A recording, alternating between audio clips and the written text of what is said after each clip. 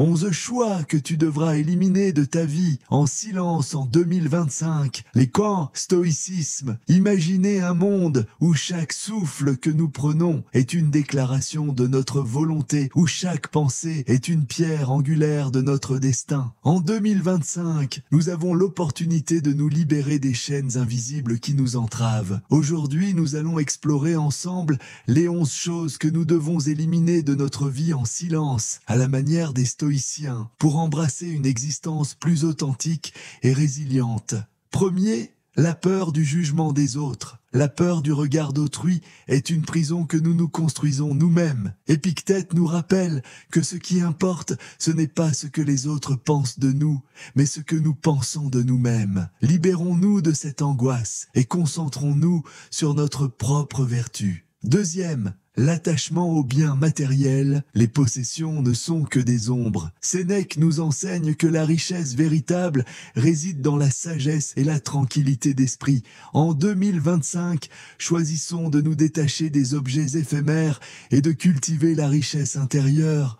Troisième, les émotions destructrices, la colère, la jalousie et l'envie sont des tempêtes qui ravagent notre paix intérieure. Marc Aurèle nous exhorte à observer nos émotions sans nous y identifier. En apprenant à les maîtriser, nous devenons les architectes de notre propre sérénité. Quatrième, la procrastination. Le temps est notre bien le plus précieux. Chaque instant perdu est une occasion manquée de vivre pleinement. Comme le disait Sénèque, la vie est longue si elle est bien vécue. Engageons-nous à agir maintenant, sans attendre un lendemain incertain. Cinquième, les relations toxiques. Entourons-nous de ceux qui élèvent notre esprit et nourrissent notre âme. Les relations toxiques drainent notre énergie et obscurcissent notre jugement. En 2025, choisissons la qualité sur la quantité et cultivons des liens authentiques. 6. Le besoin de contrôle.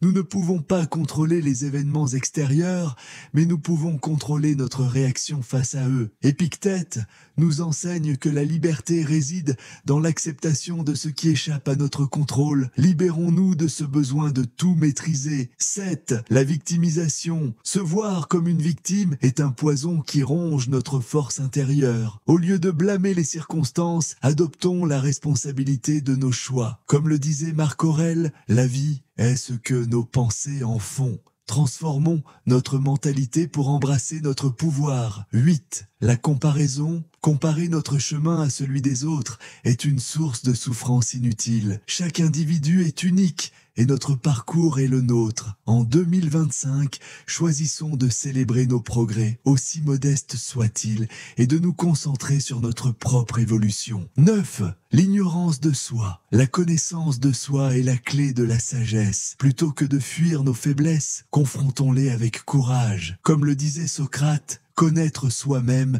est le début de toute sagesse. En 2025, engageons-nous à explorer notre intérieur. 10e, la résistance au changement. Le changement est la seule constante de la vie. Résister à cette vérité, c'est s'opposer à la nature même de notre existence. Acceptons le flux de la vie et voyons chaque changement comme une opportunité de croissance. 11. Le manque de gratitude. La gratitude est une lumière qui dissipe les ombres de l'insatisfaction. En cultivant un esprit reconnaissant, nous transformons notre perception du monde. En 2025, prenons le temps de célébrer les petites victoires et d'apprécier les dons de la vie. En éliminant ces 11 éléments de notre vie, nous ne faisons pas que nous libérer, nous nous engageons sur le chemin de la sagesse stoïque. Ensemble, en 2025, choisissons de vivre avec intention, de cultiver notre résilience et de surmonter les émotions destructrices. La véritable force réside dans notre capacité à nous transformer, à embrasser notre humanité et à avancer avec courage.